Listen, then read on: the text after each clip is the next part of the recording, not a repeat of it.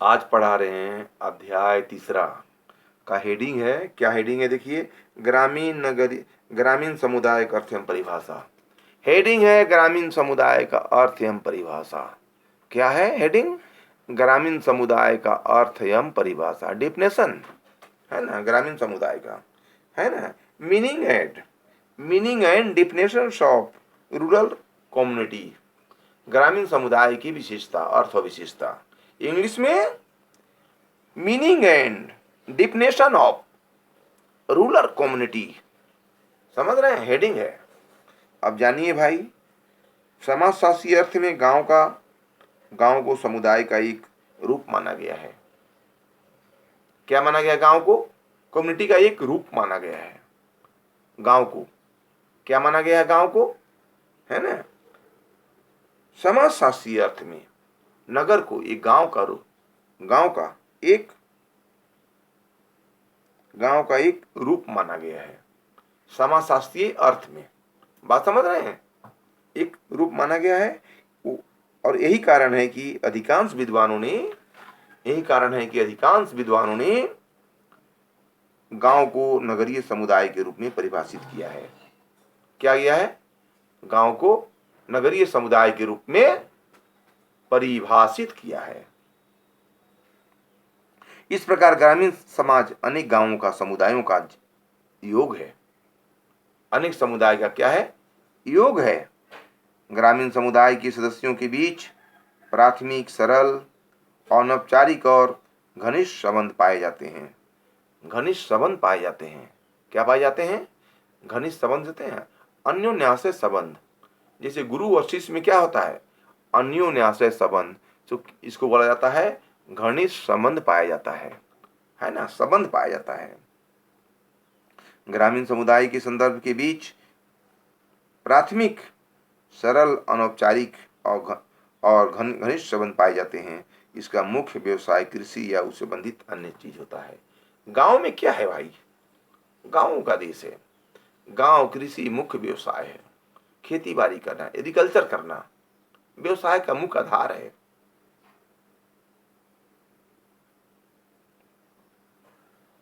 क्या है? मुख्य कृषि आधार है, व्यवसाय है। बात समझ रहे हैं? A.R. देसाई कौन है? एक समाजशास्त्री हैं। A.R. देसाई ने ग्रामीण समुदाय को परिभाषित करते हुए लिखा है, A.R. देसाई क्या है? एक समाजशास्त्री हैं।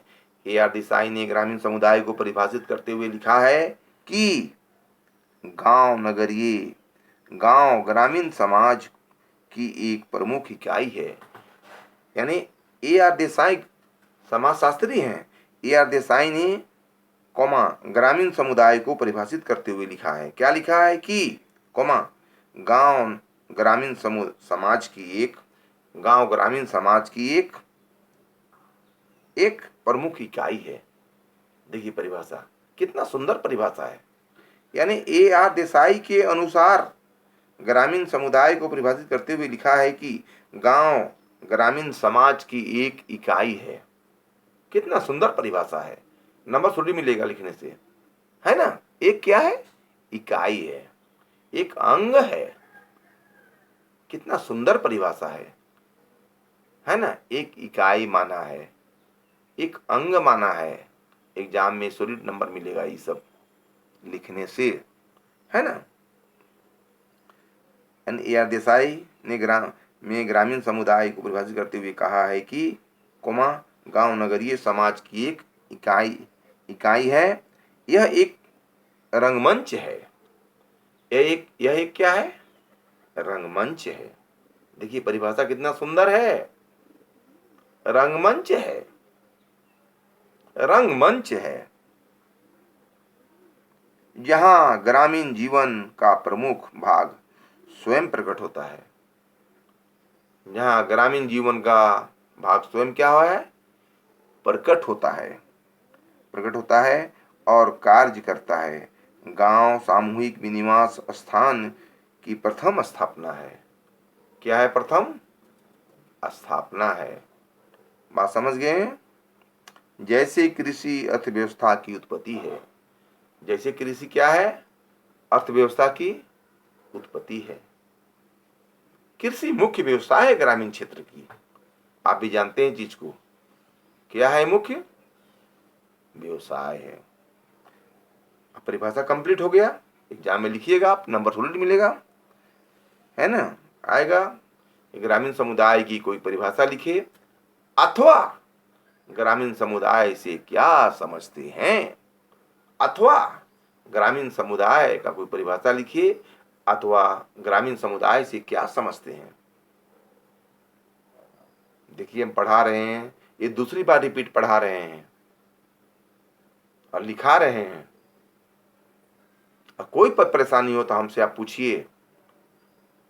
देखिए ग्रामीण समुदाय की परिभाषा कितना सुंदर परिभाषा है।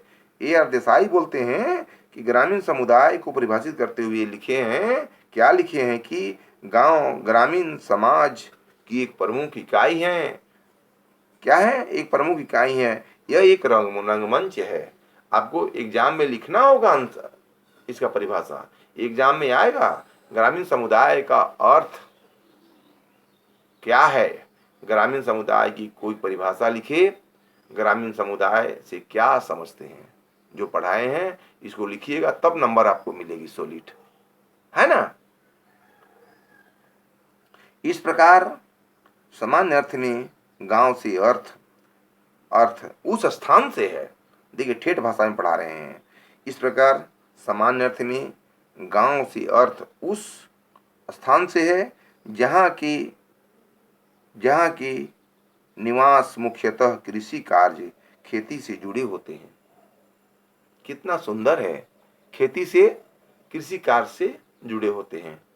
और आप भी जानते हैं कृषि कार्य से जुड़ा होता है गांव के लोग, जुड़ा होता है कि नहीं। हर कोई गांव से ही शहर आया है।